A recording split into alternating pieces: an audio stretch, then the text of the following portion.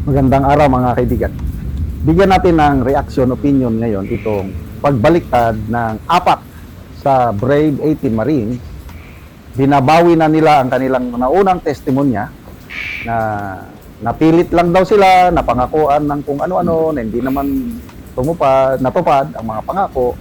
Kaya binabawi ang kanilang testimonya na yung nag-deliver daw sila ng pera kay President Marcos Jr., dating Speaker Martin Romualdez, at iba pang personalidad. Yan na po. Confirm na po ito dahil tinanong ko yung isa sa mga members ng Brave 18, konfirmado na bumaliktad daw. At mamaya, mag-press conference yung si Atty. Baligod together with the 14 remaining. So ang tanong, anong mangyayari ngayon? Lalong-lalo na doon sa pronouncement ng ombudsman na malapit na nilang sampahan ng kaso si dating Speaker Martin Romualdez. Bagay na binanggit din ng Pangulo sa kanyang SONA na masakit para sa kanya na malapit lang sampahan ng ombudsman ng kaso si dating Speaker Martin Romualdez. Okay, ang pagkakalam ko, ang malaking basihan kung bakit sasampahan ng plunder at iba pang kaso si Romualdez dahil dito sa mga testimonya ng mga Marines. Nauna si Gutesa. Kailang according to Atty. Baligod, si Gutesa binawi niya yung kanyang testimonya. So ngayon na mayroon ng apat na Brave 18 Marines na nagbawi sa kanilang testimonya na hindi sila nag-deliver ng pera kay Martin Romualdez, ano sa tingin nyo? Matutuloy pa ba ang pagsampa ng kaso laban kay Romualdez? Kayo. Ako, opinion ko lang ito, hindi na matutuloy. Kasi ano pa ang basihan ng ombudsman kung ang mismong mga salaysay na nag-deliver sila ay binabawit. So, humina na yung ebidensya laban kay Romualdez dahil sa pagbawi nitong apat. Kung itutuloy man, kasi nakapromise na kung itutuloy, pagsampa, ibig sabihin, mahina na yung kaso dahil binawi nila So, ito, opinion ko lang ito, lalong naging halata na script lang ang lahat. Yung pag-announce ng ombudsman, pag-announce ng Pangulo na sasampahan na ng kaso si Martin Romualdez, pang SONA lang yon. Ulitin ko, opinion ko lang ito. I might be wrong, but I am entitled to my own opinion.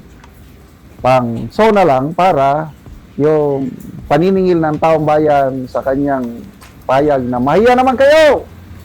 At least meron siyang basihan na, gumagalaw ang hustisya. Sabi nga ni Anticleris, huwag naman kayong judgmental, sabi ni Anticleris. Mag-judge kayo kaagad na selective justice. O yan, di ba, sasampahan naman ang kaso si Romualdez. Ba't ang tanong, kailan? Kaya to me, napaka-disturbing na pangyari itong pagbaliktad ng apat sa Brave 18 Marines. But, hindi na ako nabigla. Inaasahan ko na yan. Kasi kung nagawa nila yung kay Master Sergeant Orly Gutesa, ang pinaka-credible sa lahat, si Master Sergeant Orly Gutesa, sa tingin ko. Kaya lang, hindi ko masisi si Master Sergeant Orly Gutesa kung bumaliktad siya dahil nakasalala yung kalagayan ng kanyang pamilya. Hindi ko rin masisi itong apat na bumaliktad na Marines dahil may pamilya din sila. So, ang tanong is, kanino na ba tayo maniniwala? Dito sa apat na bumaliktad o doon sa 14 na naiwan? Ulitin ko mag-press conference daw ngayon si Atty. Baligod kasama ang Brave 14. Hindi ko alam kung anong anong oras. So, bahala ng taong bayan. Labanan ito ng public opinion. Kung ako ang inyong tatanungin, naniniwala pa rin ako sa original na statements ng Brave 18. Bakit? Dahil mayroong nagkakatugma-tugma yung mga pahayag. Kung bakit bumaliktad, may mga pressure. At yung pressure na yan is tao lamang sila, kaya bumaliktad. So, ang bantayan natin ngayon, itong pagsampa ng kaso laban kay dating Speaker Martin Romualdez. Sana ituloy. Sana lang. Sana ituloy nila. Sana maisyuhan ng warrant of arrest. Sana makulong. Sana. Mayroong payag ni Atty. Vic Rodriguez. Kung pwede daw ang US government is arestuhin si Saldico. But I don't know kung makikialam ba kung gugustuhin ng US government, kaya nilang arestuhin si Saldico. But I doubt it. So, dito rin, pagdating kay Martin Romualdez, duda ko na tutuluyan nilang sampahan ng kaso. Ito na, unfolding na yung script, yung drama, itong pagbaliktad ng apat sa 18 Marines. So, humina na yung ebidensya laban kay Romualdez. Salamat mga kaibigan sa inyong pagsubaybay sa channel na ito. Nako diri sa gipatindog nga balay ni Silo sa natabangan og Yero nga taga Lower Kalapat. Sumuna ni ang iyang pag-aatupan karon sa natabang sa iyaha nga Yero.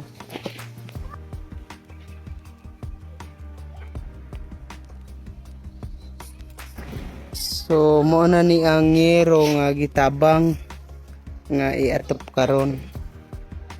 So kompleto gid na apay plinsin.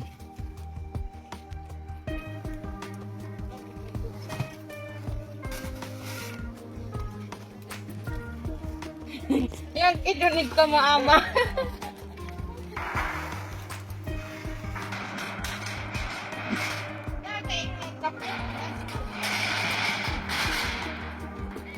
Imbis gani tagka.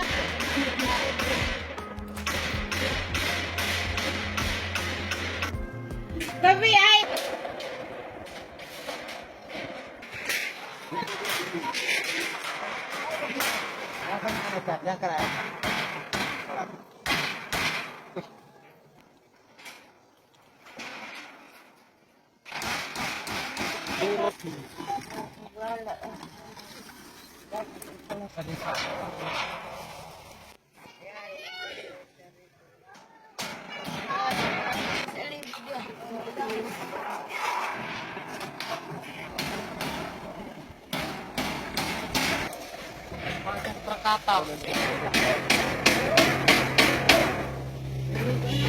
O karon naman na gyud sa pag-atop ang ginatabang nga Yero, sumakita gid nato nga natupan na ang ilang gipatindog ni Silo nga balay.